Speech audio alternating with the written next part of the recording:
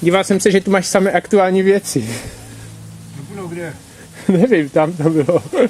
Je tam sovětský stav? Barbora Srb?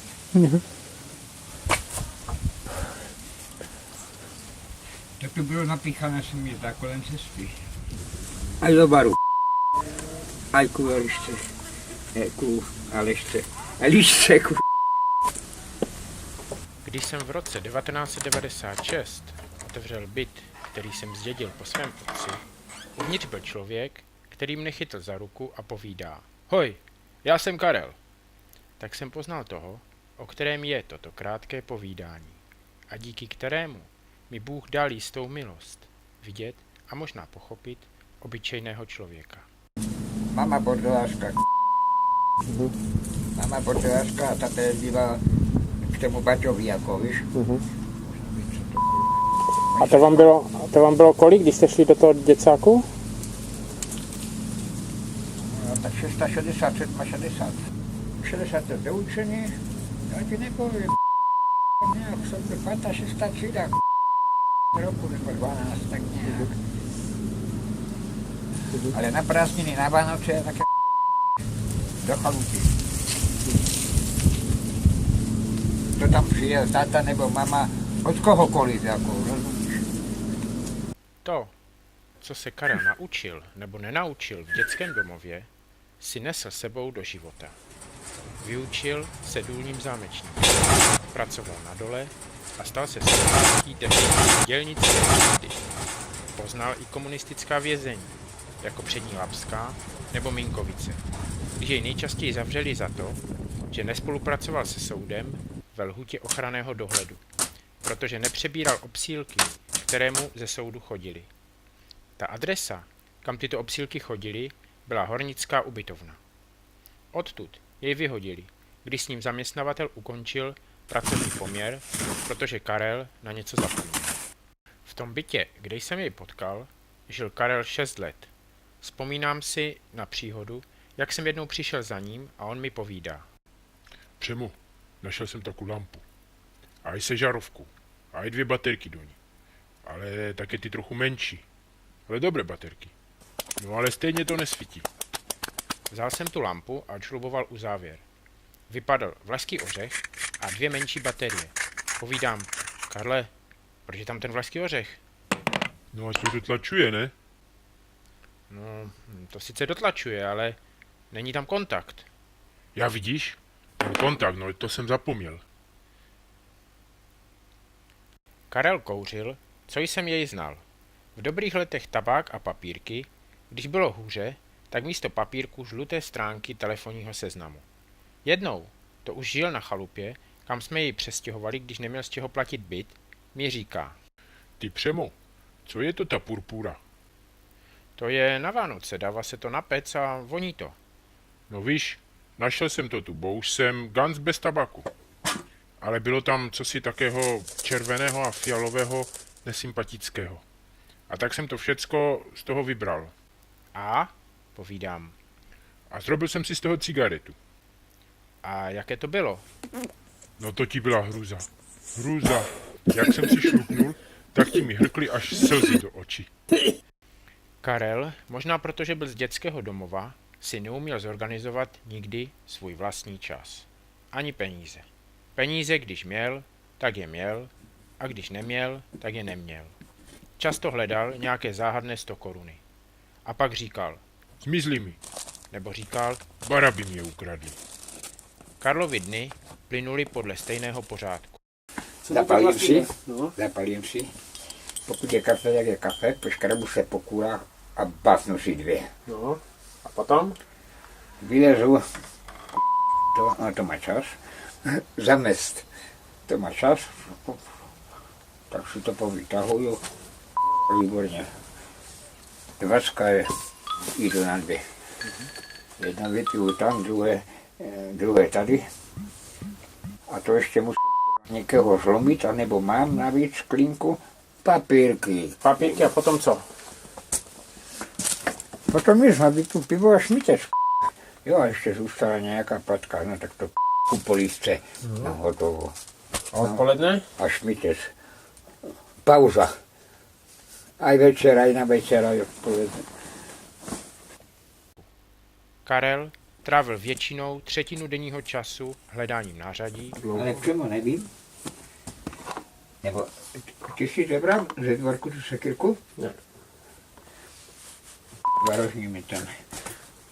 Nevím, kde se nachází zabývat, ale pořád mi ještě chybí ta červená deska. Že tu sekirku nevidím, víš? No, s tím, zítra se bude nejde. Ona tu někde leží, na skrytějších místech. třetinu kouřením a pitím čaje z konvice, co byla tak černá, že nebylo vidět, jestli už tam čaj je nebo není. A zbytek času řezáním dřeva, ať bylo léto nebo zima. Buď topil, protože byla zima, nebo protože si potřeboval něco ohřát, nebo zkrátka topil jen tak. Díky tomu se většinou nedostávalo na jinou práci, kterou vždycky odkládal a říkal. Přemo, ve středu jdu na to. Ale ta středa nikdy nenastala. Jednou jsem přijel večer, otevřel špajsku a tam seděla na polici mezi konzervami živá slepice. Ptám se, Karel, proč je tady ta slepice? Jo, Přemo, ta přijde zabít.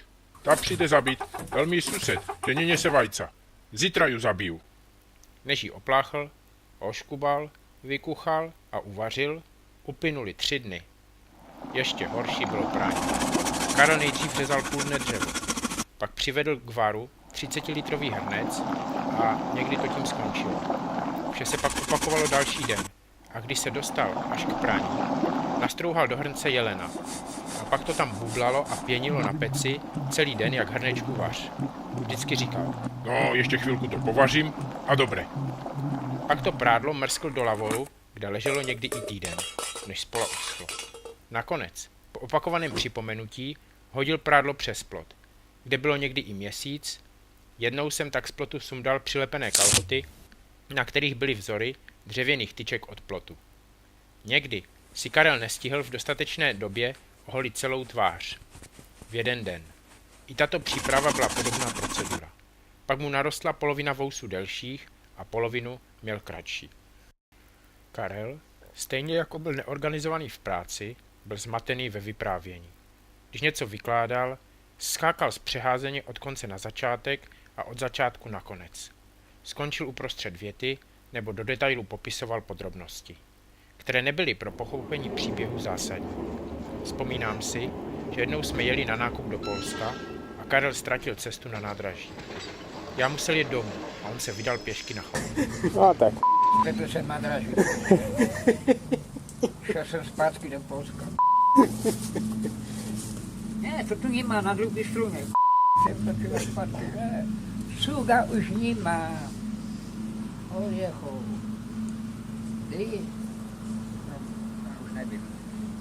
4 hodiny, 20 minut. A šlapenzí. Nákup jak Vypravování bylo zmatené. Slovy první les, druhý les, třetí les označoval neobydlená místa bez civilizace. Potom zase do detailu popisoval podrobnosti. Přemo, byli tam kopřivy. Tak asi sem.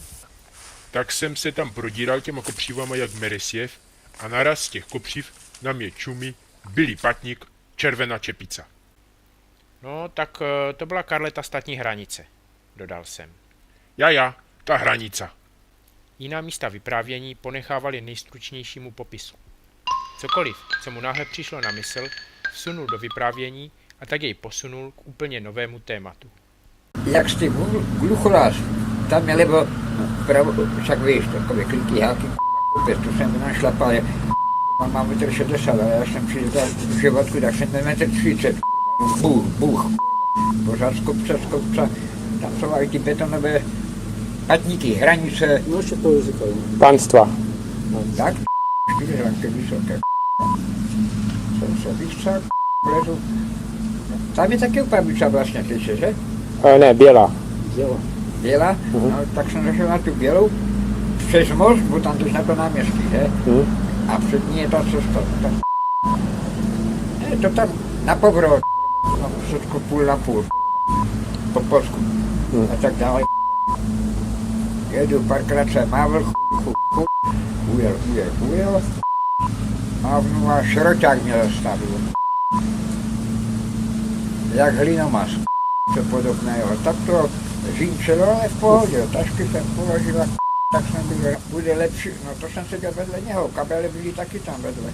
To mě přiběž najeb, ale taky má kilo plechu, 70 halířů, dveře a také, víš, ty kapoty a to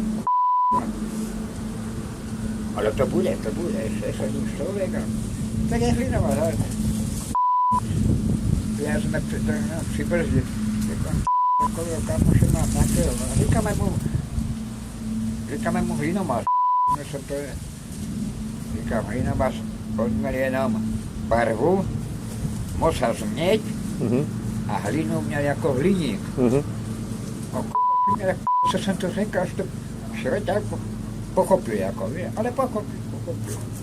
Tento Karel ještě pořád žije svůj malý život na chalupě, co patří mně a mé sestře. Bez příjmu a bez věcí, které jsou pro lidi normální. Že tvoje už žije jenom ta segra, že? Nebo jak to je? Z nás sourozenců, Aha. jenom se gráno, 59. ročník. 49, bohužel, jo? A 52 ho předběhl. On si píchal bouř, brácha jako ten. Ten je cukrovka, co to je? Cukrovka, no. Inzulín. Inzulín. No a ten prostřední se jmenoval jak vlastně? To dá, to mě. A ten zemřel na co? Zedřenost a přechlastanost. A jak se mě smáli, já jsem metr uřezal s takýma hrabněma, jak jsem tu hrabal, stojí na místě, tak jsem dělal, jak rozumíš? Holky, pojďte se podívat na to, rychlá rota starosti jako.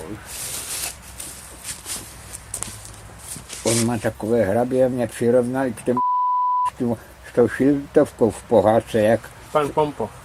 No, jak tam něco kropil nebo karu Ne, vzpomínáš to? Říkám to dobře.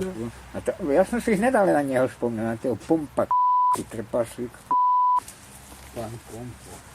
Chtěl jsem vytvořit tento příběh, protože si myslím, že jsem se asi měl s takovým člověkem v životě potkat.